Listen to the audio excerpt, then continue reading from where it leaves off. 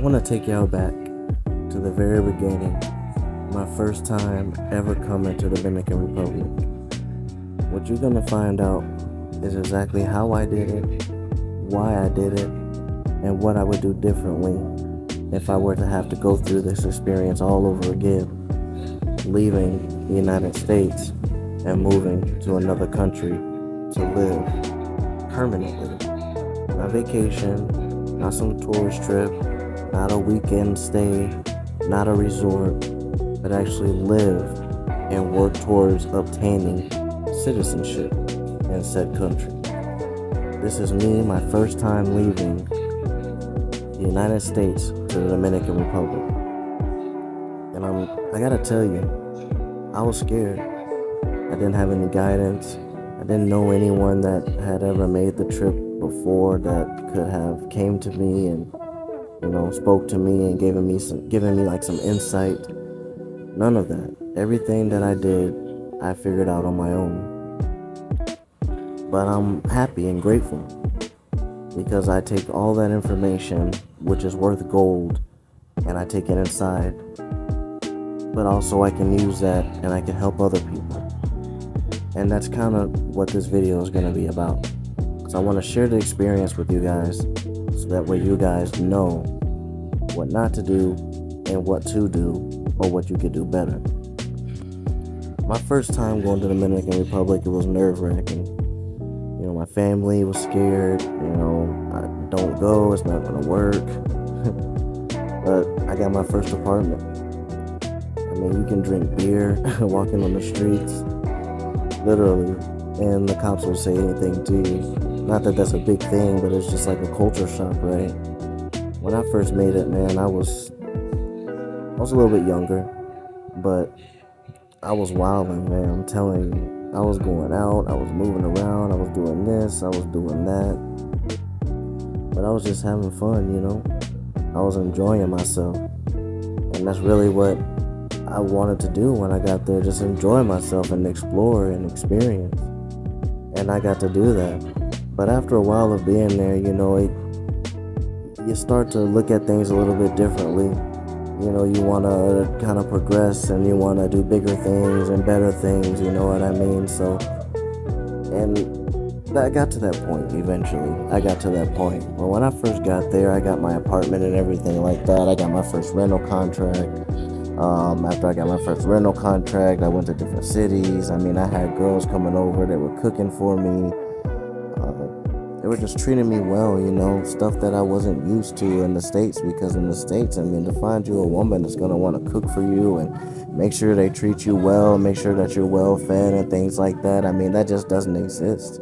You know what I mean? But they would come over, they would prepare me a good meal, make sure that I was well fed. And these are good looking women too, I had my share of women, I'm a handsome guy. And I had some really great food. I went to all kinds of restaurants and everything like that. I was eating, chicken. It was made on the grill, tostones, and it was seasoned well. It was juicy, it was perfect. I liked everything about it.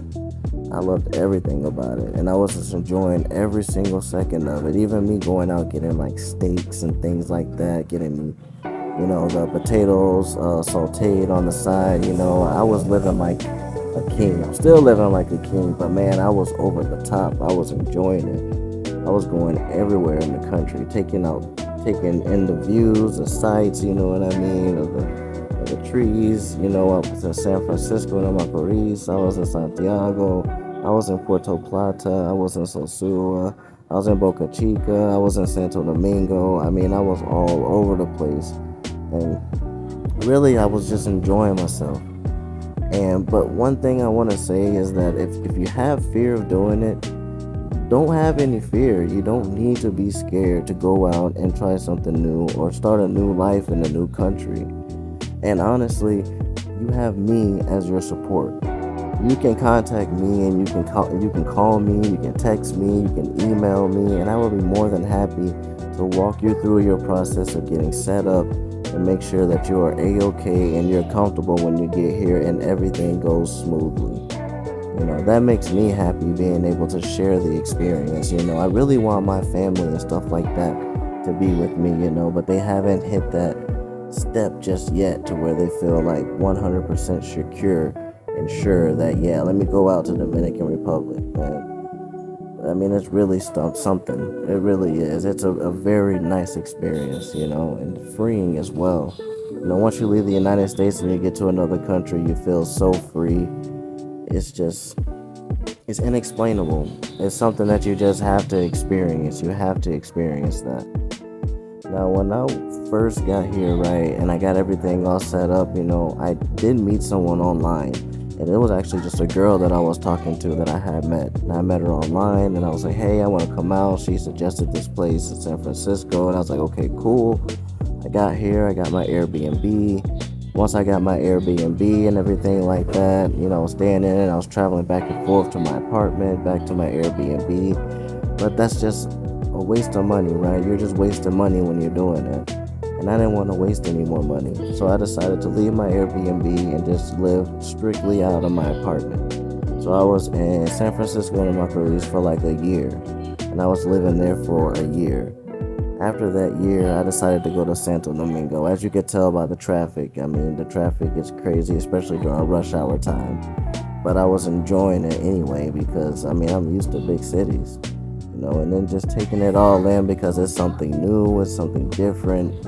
And honestly, I look at it and it's beautiful to me, and it's just different, just because something is different than what the States would be or what you're normally used to, doesn't mean that it's trash or that it sucks, you gotta be able to take in another culture, these people have a different history, we're coming into a different history of these people, or a different timeline of their country's timeline and history as opposed to being in the United States, so they're just, you gotta immerse yourself into that, type of atmosphere and that timeline and just accept it for what it is. But I was going out on my own. I was going to the bus stations and everything, trying to figure out how to travel the country and everything like that. I was enjoying the music, the sightseeing. I had, my PlayStation. I had my speaker and everything set up so I could listen to music whenever I wanted to. And it was just the best experience all over. It was something that I'm honestly never, ever going to forget. But one thing I can say that I would do differently is I would administer my finances a lot better. Because when I first got here, the only thing I wanted to do was just move and move and move and move and move. And I was like, man, I'm working, right? I had a 9-to-5 job. I was working at home, so I was making money.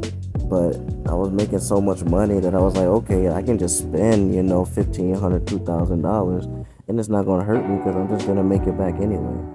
But if I would have kept all that money over all that time, man, you know how much I would literally have over $200,000 just sitting there, you know what I mean, where I could have made bigger investments. So now that I look back on it, it's like, man, I could have made these huge investments. But now it's like, I got to start from zero now with what I know. If I would have knew that then and I would have felt it then, it would have been a totally different outcome. You might have seen your boy in a Hellcat driving around in the Dominican Republic right now.